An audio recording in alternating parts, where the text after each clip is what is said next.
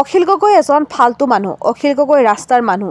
Who is Akhil Gogoi বুলি কটাক্ষ বিৰোধী ঐক্য মঞ্চৰ ধুবুৰী লোকসভাৰ প্ৰাৰ্থী ৰকিবুল হুছেইনে ধুবুৰী বিভিন্ন ঠাইত প্ৰচাৰ চলোৱা অখিল গগৈৰ বিৰুদ্ধে এইদৰে সৰব হৈ পৰিছে বদৰুদ্দিন আজমল।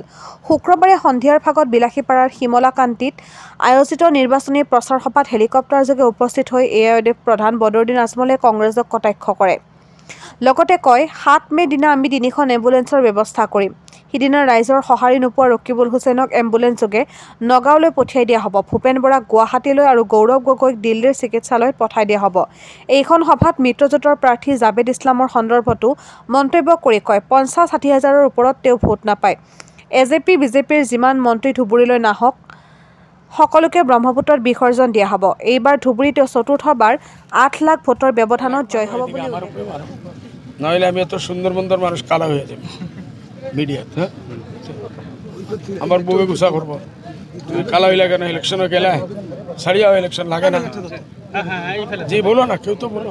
বহুত সুন্দর আছে ইনশাআল্লাহ। আচ্ছা স্যার, কালি অখিল গগৈয়ে পানবাৰীত এখন সভাত তেওঁ কৈছে যে হিমন্ত বিশ্ব শৰ্মা হিন্দুত্ববাদী ৰাজনীতি কৰি আছে আৰু বদৰুদ্দিন আজমল সাহেবে মুছলমানৰ নামত মৌলবাদী ৰাজনীতি কৰি আছে। এই সম্পৰ্কে আপুনি কি ক'ব? আমাৰ ক'ব লগা নাই। অখিল গগৈ এজন ফাল্টু মানুহ, তাৰ মুখত আমি নালাগো, কোনো জবাব আমি নিদিওঁ। আমাৰ পাব্লিকে গম পাই আছে হুই অখিল গগৈ। মই জবাব দি তাৰ আৰু বেছি ভাও বঢ়াব নালাগে। ৰাস্তাৰ মানুহ ৰাস্তাই কামাল সস্তে মে।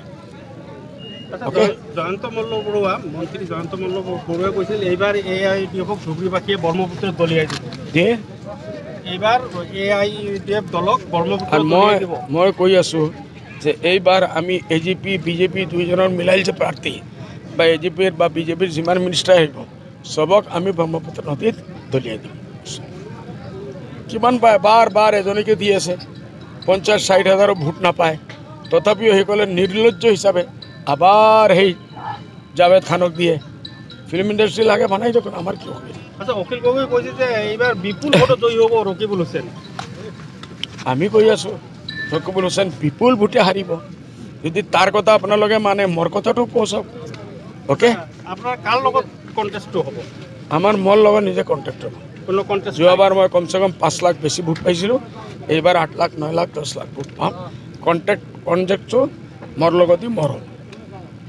রকিবুল হুসেন সাহেব তো ফার্স্ট আর সেকেন্ড হাউটিতে আউট হয়েছে। সমানা বাইরে বলো, আমার পুরানা কংগ্রেসীরা বলতেছে রকিবুল সাহেব পয়সা দেওয়ার মতলব হইল ভোট দেওয়ার, ধুবড়িরে লুটিয়া খাইয়া শেষ করে দিব। বুঝলি কথা?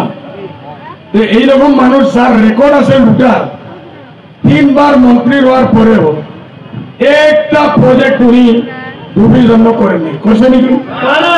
আপনারা জানেন উনি কোনো ভালো কাজ করছে? এখান থেকে পয়সা লুটিয়া নেওয়া। ওই দিন আমি দেখছি একজন মহিলা কান্দিয়া বলতেন, আমি 25 বছর থেকে কংগ্রেসে আছি। রকিবুল হোসেন সাহেবের কাছে গেলাম, আমার ভাতিজার একটা চাকরি লাগে, বললো 20 লাখ টাকা লাগবো। বলে লজ্জাজনক কথা না, লজ্জাজনক কথা না। এটা হলো রকিবুল সাহেবের চরিত্র। Rakibul Hossain same same. রকিবুল ভাই যাওগি, রকিবুল ভাই ফিরিয়ে আসবে না। এইবার আমরা যেদিন জিতবো ইনশাআল্লাহ, রকিবুল হোসেন